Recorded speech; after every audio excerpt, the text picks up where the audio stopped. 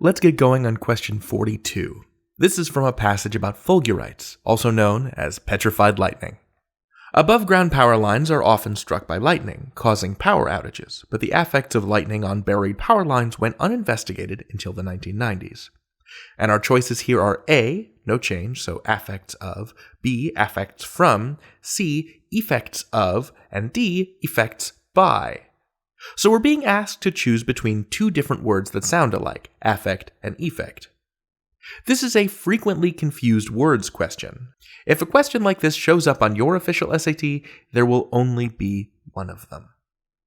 Now these questions come in one of two flavors. Either you have to choose between two sound-alike words like affect or effect, or than and then, or you'll have to choose between two words with similar meanings but different uses like less and fewer.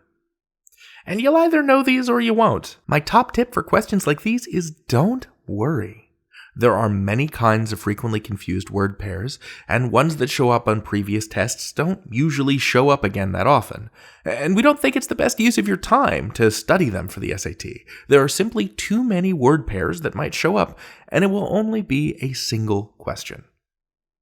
So when it comes to affect versus effect, there is one helpful thing to remember. On the SAT, affect is almost always a verb, and effect is almost always a noun.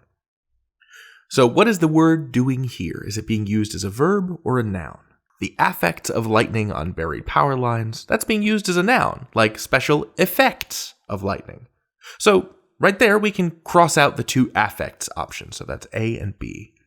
So that leaves us with effects of and effects by. So let's plug in our remaining choices and see which one follows conventional usage.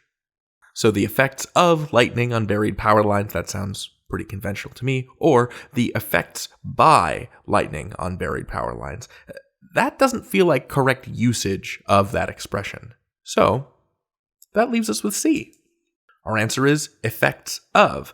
But if I didn't know the difference between affect with an A and effect with an E, I would just guess, not worry about it too much, and reserve my time for other questions in this section. So our strategy. If you notice you're looking at a frequently confused word question, if you know the correct word for the context, great! Congratulations! Use your knowledge to eliminate the wrong choices and select the answer. But if you don't know which word to choose, then eliminate choices that contain other errors so that you can narrow down the options and then make your best guess.